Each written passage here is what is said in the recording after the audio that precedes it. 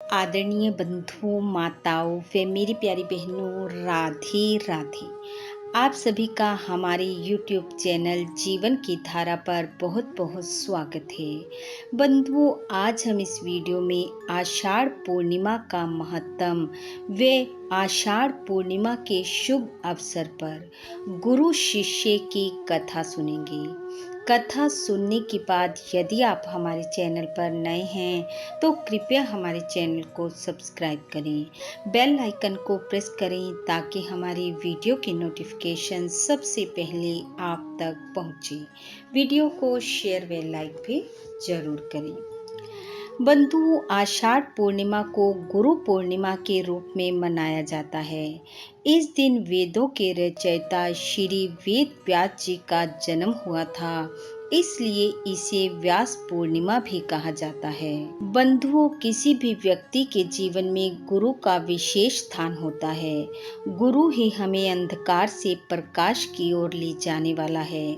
गुरु को भगवान से भी ऊंचा स्थान प्राप्त है, क्योंकि भगवान के द्वार तक पहुंचाने वाला गुरु ही होता है। गुरु के बिना जीवन ऐसे है जैसे पतवार के बिना नाव। इसलिए इस संसार सागर को पार कर यदि ईश्वर तक पहुंचना चाहते हो तो जीवन में अच्छे और सच्चे गुरु का होना बहुत जरूरी है। अब यह प्रश्न शेष रहता है कि ऐसे गुरु तक कैसे पहुंचा जाए और उन्हें कैसे पहचाना जाए। तो इसका सरल उत्तर यह है कि शिष्य की श्रद्धा ही गुरु को खींच लाती है। गुरु को पहचानने का साधन है शिष्य की आत्मा। अगर गुरु को खोजने की चिंता छोड़कर केवल अपनी ही श्रद्धा की रक्षा की जाए तो गुरु अवश्य मिलते हैं, तनिक भी देर नहीं होती।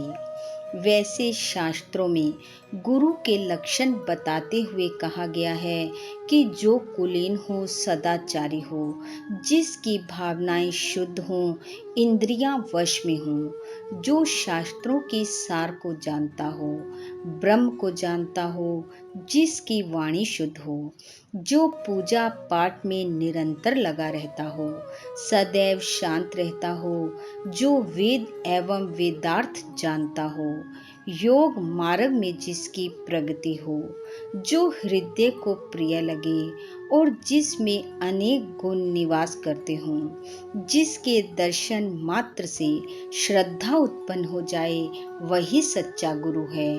बंधुओं, गुरु पूर्णिमा का पर्व आदिकाल से ही हमारी परंपरा में प्रचलित है। महर्षि वेद व्यास जी ने जय नामक महाकाव्य, जिसे आज हम महाभारत के नाम से जानते हैं, को रचा। उन्होंने वेदों का विस्तार किया और कृष्ण द्वैपायन के वेद व्यास कहलाए। इसलिए इस पूर्णिमा को व्यास पूर्णिमा भी कहा जाता है। वेद व्यास जी 16 शास्त्रों एवं 18 पुराणों के रचयिता भी माने जाते हैं। वेद व्यास जी ने गुरु के सम्मान हेतु आषाढ़ मास की पूर्णिमा को चुना। इसलिए गुरु के प्रति श्रद्धा एवं सम्मान व्यक्त करने वाली पूर्णिमा आषाढ़ गुरु पूर्णिमा कहलाई। तो आइए आज गुरु पूर्णिमा के शुभ अवसर पर सुनते हैं गुरु शिष्य की कथा, जिसमें गुरु शिष्य को त्याग का महत्व समझा रहे हैं। कथा के अनुसार एक गांव में एक संत और उनका एक शिष्य आकर ठहरा। वे संत गांव-गांव में घूमकर धर्म प्रचार किया करते थे। धर्म प्रचार करते करते वे जब एक गांव में पहुंचे तो उन्होंने कुछ समय वहीं रुकने का निर्णय किया। संत के कहने पर शिष्य ने गांव से बाहर एक छोटी सी झोपड़ी बनाई और वह वहीं निवास करने लगे। जब गांव वालों को पता चला कि गांव के बाहर एक संत आकर रुके हैं तो गांव वाले उनके पास आने लगे। वे उनके लिए भोजन पानी भी ले आते। संध्या के समय संत प्रवचन करते तो गांव वाले बड़े आनंद के साथ श्रवण करते।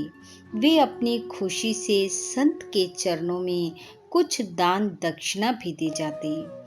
जब वहां रहते रहते कुछ समय हो गया तो गुरु ने अपने शिष्य से कहा, अब हम यहाँ से दूसरे स्थान के लिए चलते हैं। अब यहाँ बहुत भगवत चर्चा हो गई। गुरु की बात सुनकर शिष्य ने कहा, गुरुजी, यह स्थान तो बहुत अच्छा है, यहाँ के लोग भी बहुत अच्छे हैं, तीनों समय का भोजन दे जाते हैं, साथ में दान दक्षिणा भी बहुत आ जाती है। क्यों ना कुछ दिन और यहाँ रुका जाए, कुछ धन इकट्ठा कर लें, फिर चल पड़ेंगे। गुरु ने कहा, बेटा, हमें धन और वस्तुओं से क्या लेना देना। संग्रह हमेशा कष्ट देता है और त्याग खुशी। इसलिए हमें त्याग के रास्ते पर चलना है। शिष्य को गुरु की बात माननी पड़ी और कुटिया में जो कुछ था उसे ज्यों का त्यों छोड़ना पड़ा। परंतु जैसे ही चलने का समय आया, शिष्य ने कुछ सिक्के गुरु से चोरी अपनी झोली में छिपा लिए और चल पड़ा गुरु के पीछे पीछे। अब उन्हें दूसरे गांव जाना था और दूसरे गांव तक पहुंचने के लिए नदी को पार करना पड़ता था। वे दोनों गुरु शिष्य नदी किनारे पहुंचे। वहां एक मल्लाह अपनी नाव लेकर खड़ा था। शिष्य ने मल्लाह से कहा, हमें दूसरे गांव जाना है, हमें नाव से नदी पार करवा दो। नाव वाले ने कहा, वैसे तो नदी पार करवाने के प्रति व्यक्ति 2 रुपए लेता हूँ, पर आप लोग साधु महात्मा हो, इसलिए 1-1 रुपया लूंगा। अब शिष्य अपने गुरु की तरफ देखने लगा। गुरु के पास तो पैसे थे नहीं और वह अपने सिक्के निकाल नहीं सकता था, क्योंकि गुरु से चोरी लाया था। अब संत तो नदी किनारे स्थित एक वृक्ष के नीचे आसन लगाकर बैठ गए। सोचा, अगर कोई भक्त आ जाएगा तो वह दक्षिणा दे नदी पार करवा देगा, या फिर इस नाव वाले के मन में दया आ गई तो ये बिना पैसों के हमें ले जाएगा। ऐसा करते करते संध्या हो गई। ना कोई भक्त आया और ना ही नाव वाला बिना पैसे के नदी पार करवाने को राजी हुआ।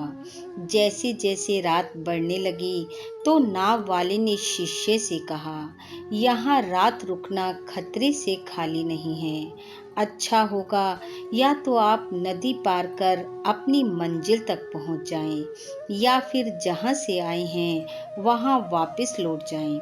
शिष्य ने जैसे ही खतरे का नाम सुना, उसने अपनी झोली से 2 सिक्के निकाले और नाव वाले को दे दिए, और बदले में नाव वाले ने उनको दूसरे गांव पहुंचा दिया।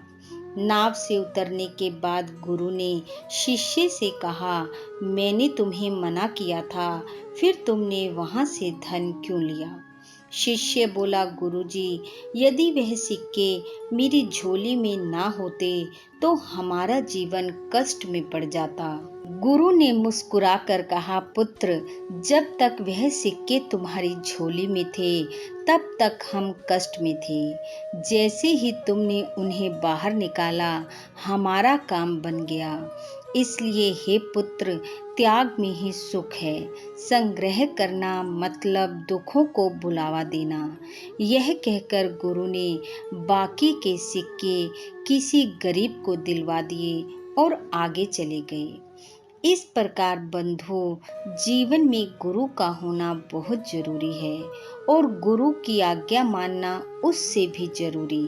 स्वयं भगवान राम और भगवान श्री कृष्ण गुरु की आज्ञा पर चले। जो पूर्ण रूप से अपने आप को सद्गुरु के प्रति समर्पित कर देता है तो गुरु उसके जीवन को बदल देते हैं, क्योंकि जो ईश्वर नहीं कर सकता वह गुरु कर सकता है।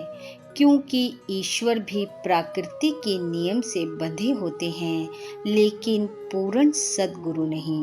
बंधुओं, गुरु पूर्णिमा के इस शुभ अवसर पर आप सबको गुरु पूर्णिमा, व्यास पूर्णिमा की बहुत बहुत बधाई।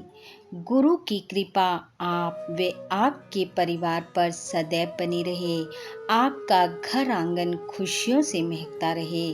इन्हीं शुभकामनाओं के साथ आप सबका बहुत बहुत धन्यवाद। राधे राधे।